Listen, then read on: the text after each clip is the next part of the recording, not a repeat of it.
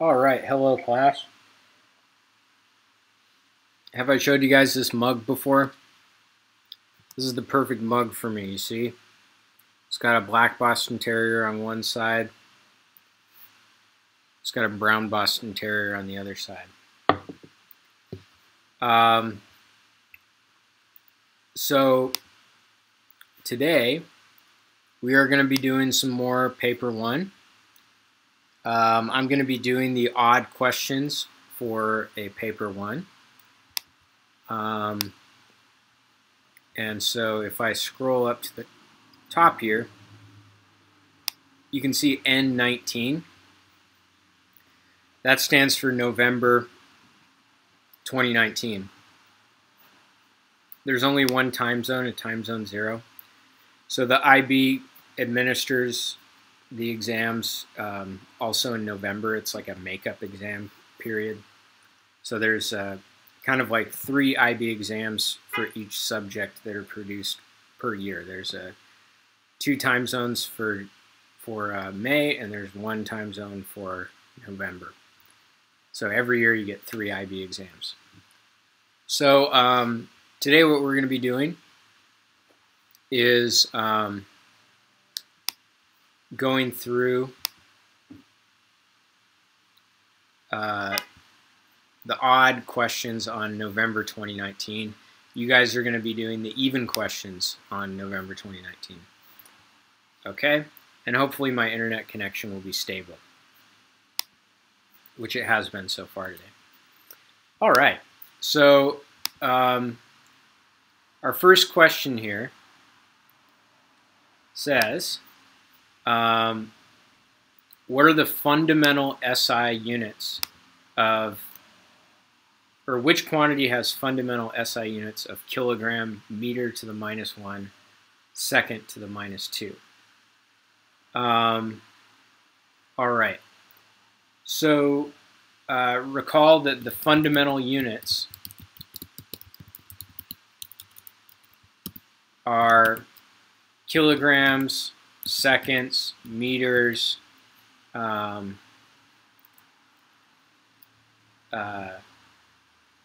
Kelvin, amps. And then there's a couple more, but they're not really important. So what do we have here? So we have kilogram, meter to the -1 times seconds to the -2. So that's kilograms over meters over seconds squared. Well, I see that seconds squared and I think of acceleration, okay? So what if I wrote that? What if I put meters squared on the numerator, and then I divide by a meter squared in the denominator? That would make this meters cubed. Actually, I don't want to do that. What if I put meter to the 1 power? And then this would be meter to the 2 power. So I multiplied by 1 in the form of m over m. Okay? And you can see that I have meters per second squared. So that's the same unit as acceleration. So I have a kilogram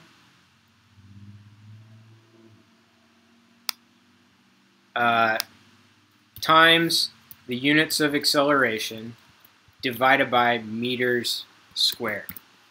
Okay? Now kilograms is the unit of mass. Okay? So I can replace the kilograms with units of mass. And square meters is the units of area. So I can write this as area. Now, of course, mass times acceleration is force. So on the numerator, I have units of force, and on the denominator, I have units of area. Force per area. That is the definition of pressure. So the answer is D, pressure. So I'll put units of pressure. Okay. So those are a little tricky. They involve just sort of like playing around with the variables. One thing I want to point out is that IB is not going to write the units for a quantity with an actual division. They just do it as negative powers of the unit. So you'll notice that they write it like that. Okay. Moving on to number 3. Two forces act along a straight line on an object that is initially at rest. One force is constant, the second force is in the opposite direction and proportional to the velocity of the object. This looks like the approach to terminal velocity, right? Because remember, when you have a constant downward force from gravity, and then you have an upward force, which is the drag force, and the faster you go, the bigger the drag force gets. So this is kind of like skydiving, but turned horizontal. All right. So what is correct about the motion of the object? The velocity increases from 0 to a maximum. Doesn't that sound like terminal velocity, right? You start out at rest, and then as you fall, the drag force gets bigger and bigger and bigger until it matches gravity, and then the two are equal. So if you have two equal and opposite forces, the acceleration is 0, and you just have a constant velocity. So I would say that the answer is C. By the way, I'm not even looking at the correct answers for these, so I sure hope I'm getting them correct. Maybe you guys are checking it, fact-checking me and making sure I'm not misleading you. I don't think I am. Okay.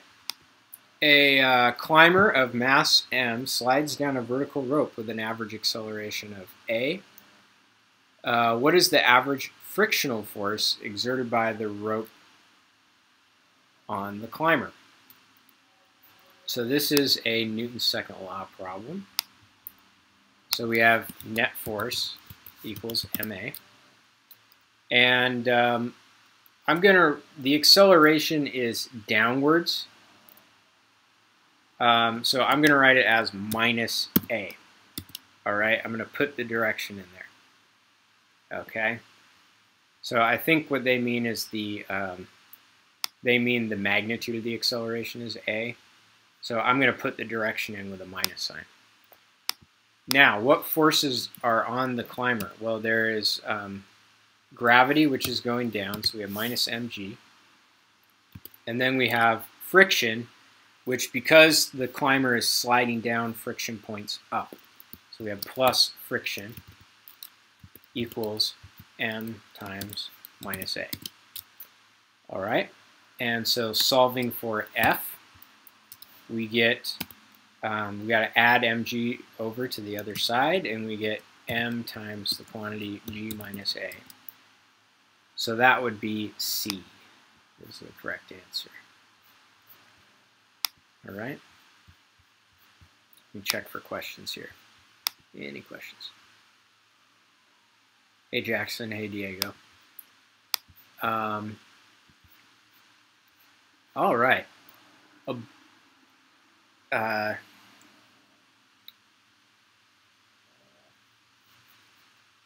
Okay, number 7 says a ball is thrown vertically upwards. Air resistance is negligible. What is the variation with time of the kinetic energy of the ball? Okay, A does not make sense at all.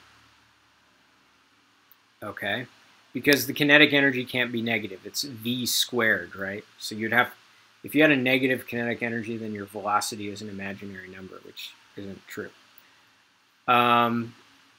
B also doesn't make much sense because the kinetic energy is not going to go to 0 and then abruptly, it's not going to abruptly, the slope isn't going to change abruptly for kinetic energy because the velocity is, as a function of time is a differentiable function, if you will. So it's going to be a nice smooth function, which means it's got to be C or D. And you know that at the highest point, the velocity is 0, so you've got to have no kinetic energy at the highest point. So the highest point is in the middle of the graph. So that means it has to be D, because that has zero kinetic energy in the middle. All right. Going to number 9. The mass M of water is at temperature 290 Kelvin. The specific heat capacity of water is C. Ice at its melting point is added to the water to reduce the temperature to the freezing point. The specific latent heat of fusion for ice is L. What is the minimum mass of the ice that is required? So we're going to use Q equals mc delta T.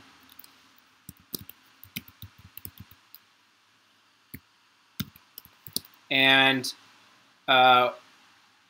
we want to reduce the temperature by 17 Kelvin. Why is that? Because the freezing temperature of water is 273 Kelvin. That's 0 degrees Celsius, okay? So the Q, we want delta T to be minus, or it's going to be mc times minus 17, okay? So the heat added is negative because we're pulling heat out of the water, okay? And that has to equal that heat that is taken out of the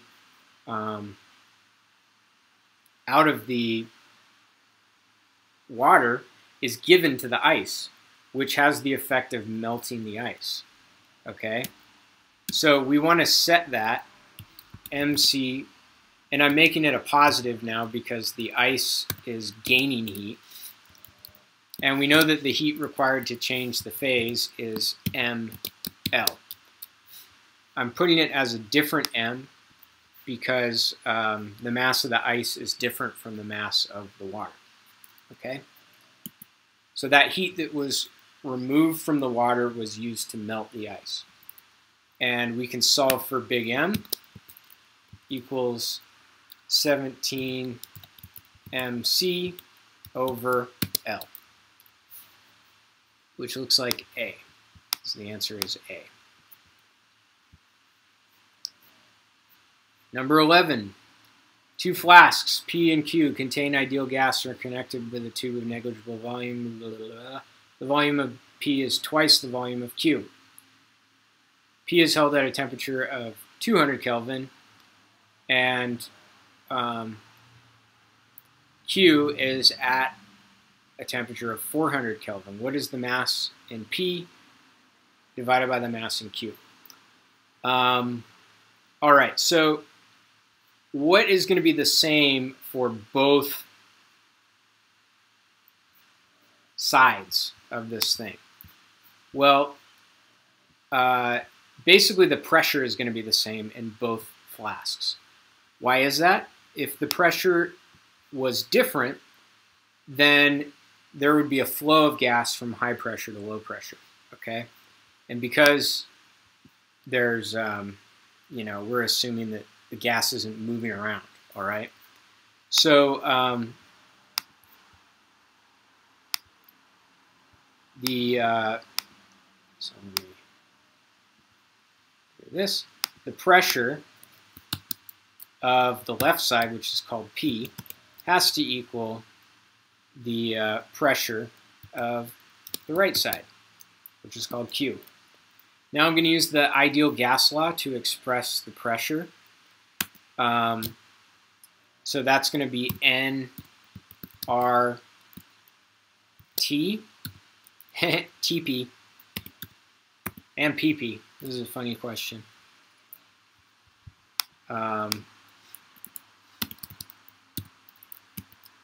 Equals NQ RTQ over VQ. All right. So that's the ideal gas law applied to that. So now notice that the ideal gas constant cancels out, so we don't have to worry about that. All right. The temperature on side P is 200 Kelvin. And the volume of size P is twice the volume of Q. So I'm going to put 2 there. The Q side is at a temperature of 400, and it only has a volume of 1. So what this says is that NP over NQ equals,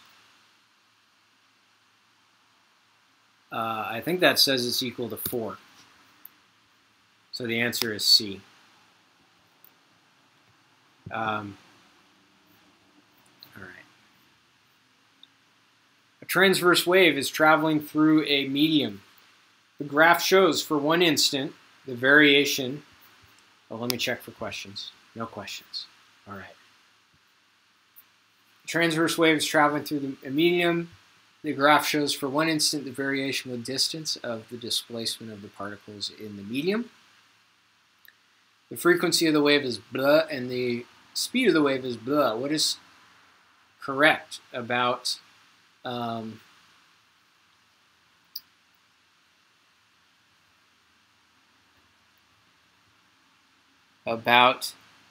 this wave? So one of the things we could do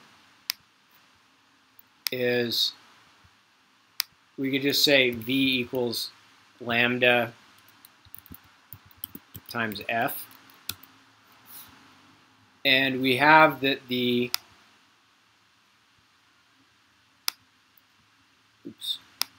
equals lambda F. And we have that the speed is 100. And we have that the frequency is 25. So that says that lambda equals 4. All right. And if we look at it,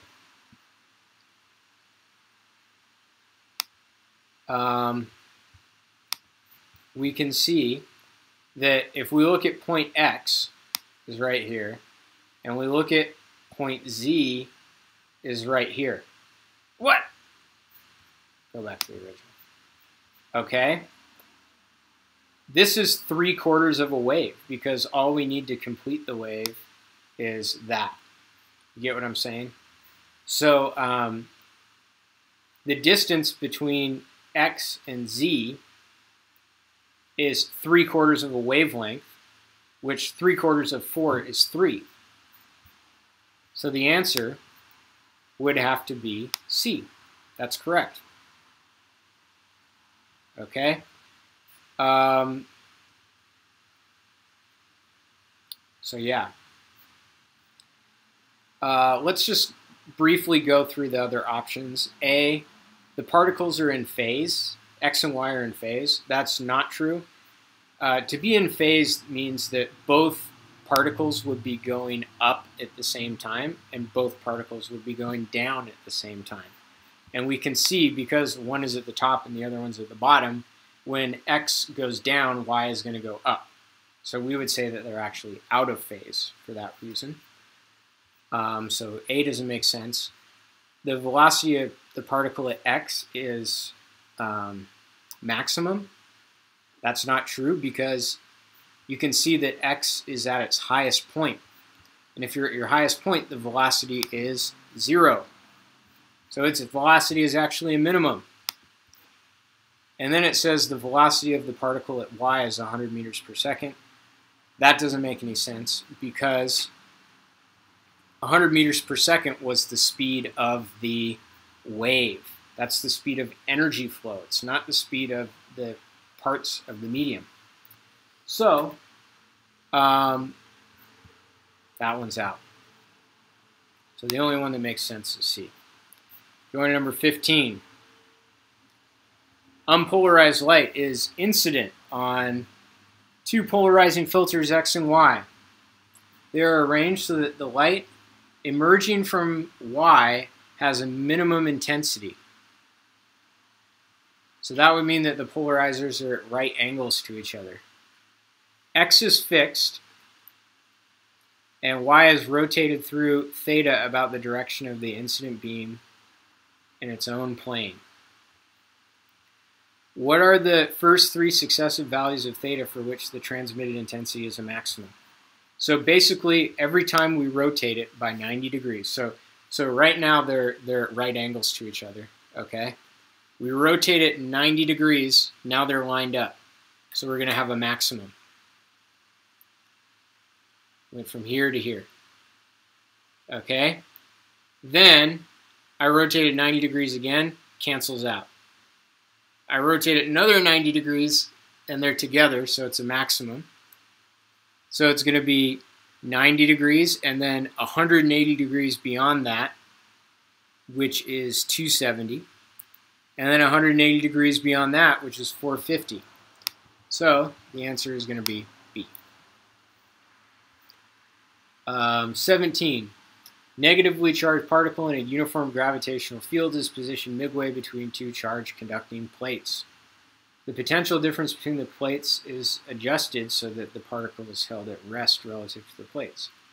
What will cause the particle to accelerate downwards? All right. So basically what we have here is we have the electrical force is going up, and we have the gravitational force is going down, and those two are balancing each other out. So we have QE equals mg. QE is the electrical force. So if we want it to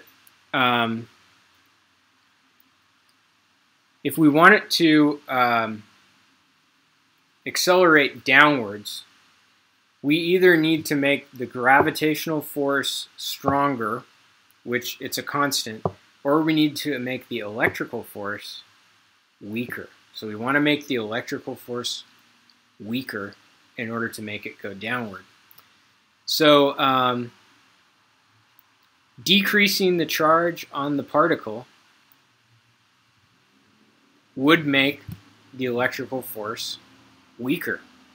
So it looks like it's got to be A. All right, I like it when it has one of those ones where you have to evaluate all the choices and it's the first choice. That makes it easy. Moving on to number 19.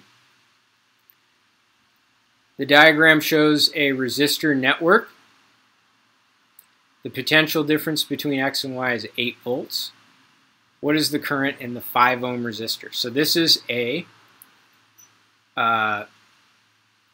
current divider. So basically we've got an 8 volt battery. So you can think about it like there's, you know, an 8 volt battery right here, like that. And so we can see that the current, the top branch of this circuit, the top branch of this circuit. Now, by the way, both branches are in parallel with the battery, so each branch of the circuit has a voltage of 8 volts. So if I want to calculate the current in the top branch, I would use Ohm's law, and that says 8 equals I top times R. The resistance of the top is 4 ohms, so the top current is 2 amps. Almost I hop, but it's I top. Then if I look at the bottom branch of the circuit, we use V equals I bottom times R.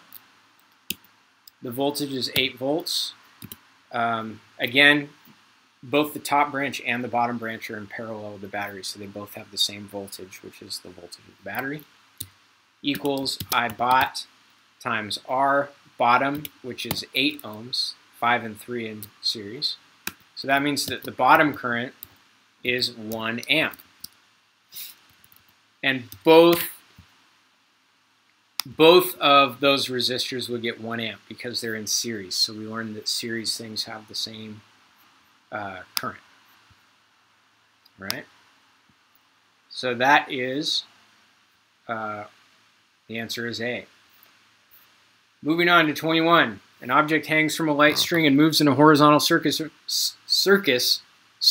of radius r. The angular speed of the object is omega. What is tangent of theta? Okay. So if we wanted to draw a free body diagram for this mass, we would have tension going up like that, and then we would have gravity going down. Oops. We would have gravity going down like this. Okay. And then if we look at it, it kind of makes a right triangle here, where the angle of this, the sort of upward facing angle, is the same as theta. So, and by the way, the acceleration of this object is the acceleration of the object is going to be to the left because it's in towards the center. You might remember I drew big goofy arrows for the acceleration. Okay, so doing a vertical balance of force is going to give T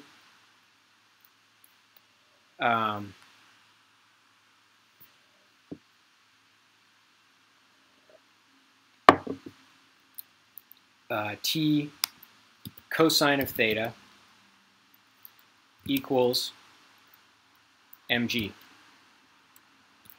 So that's the vertical part of the tension is this leg of the triangle, which is cosine theta, and that has to balance the weight force. The horizontal part is going to be not this leg, but this leg of the triangle, which is opposite the angle.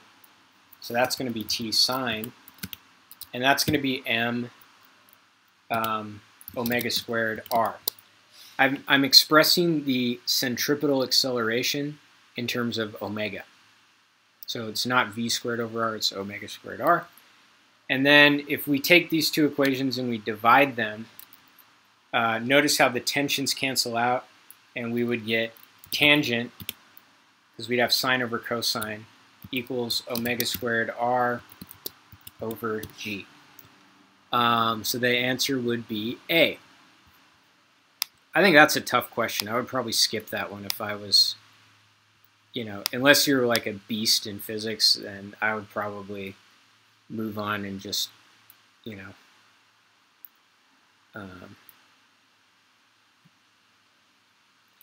I'm trying to think of other ways you could analyze this. Actually, C and D don't make sense. I'm going to give you a different point of view. Let me give you a different point of view on solving this problem. Hey, Christian. Thanks for joining. A different point of view might be to notice that option C isn't even unitless, because the units of the denominator is meters squared per second, and the units of the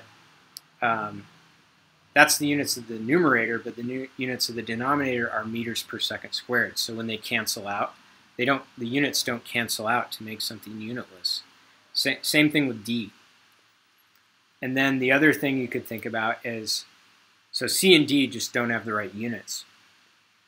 If we look at gravity, if we increase gravity, that's going to make the rotating thing go more and more vertical. So increasing, and that's going to make the angle get smaller.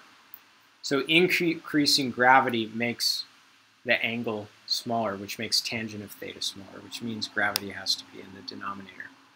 So even if you don't understand physics, you can kind of like reason your way to the answer there. All right, 23. A satellite travels around Earth in a circular orbit. What is true about the forces acting in this situation?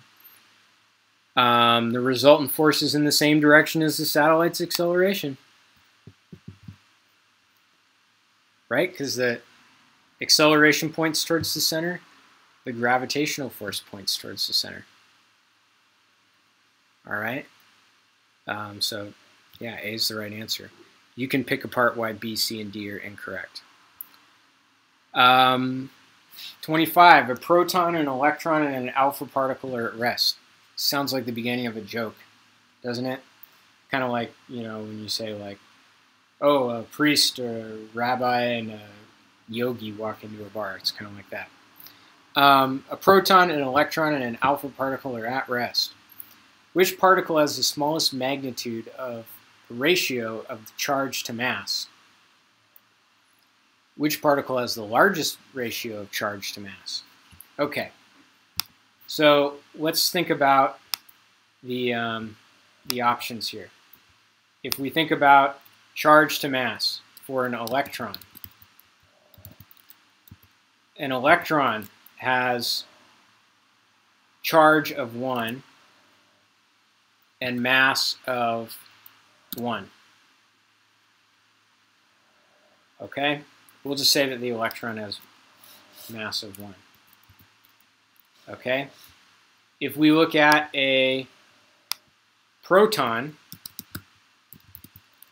it has a charge of 1. I'm not worrying about the signs here because this is asking about magnitudes. And protons are way heavier than electrons. Actually, a proton is 2,000 times as heavy as an electron. So that's the protons ratio. And if we look at the alpha, an alpha has a charge of 2, excuse me. And it's made out of 4 nucleons. So it's going to have 4 times the mass of the proton, which is going to be 8,000. So we get the smallest. So evaluating this ratio, the largest is going to be the electron, and the smallest is going to be the alpha. So the answer was A. 27. What is correct about the nature and range of the strong force between nuclear particles? The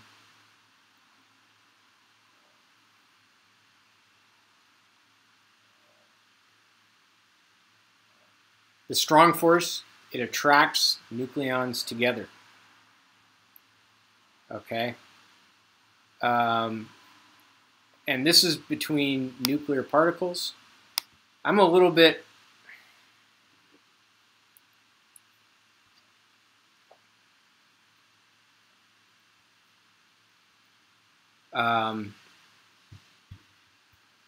I'm going to say that I know it's attractive, right? Because the strong force holds the nucleus together. So A and B. And notice how it's saying between nuclear particles. Okay? So if you have a proton and a neutron, and you can obviously take the neutron and pull it out of the nucleus, right? So what happens is the force is attractive, but once you pull it a certain distance away, it can go free, right? So I would say that it is attractive for particle separations between 0.7 femtometers and 3 femtometers. All right, last question. What is the function of the moderator in a thermal nuclear reaction? We talked about that yesterday, I think. And the moderator slows. So what happens is you have uranium or something, it decays. And when it decays, it spits out neutrons that are going really fast. And they're going so fast that the neutrons are just going to leave the nuclear reactor immediately. So we want to slow the neutrons down so that they spend more time in the reactor. So the thing that does that is called the moderator. So the moderator's role is to decrease the kinetic energy of neutrons emitted. All right.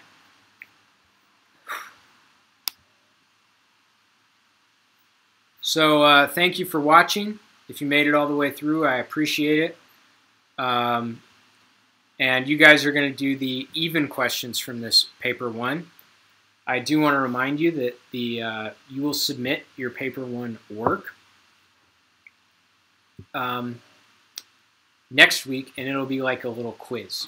Okay, so your quiz will be the daily item work. You'll submit that.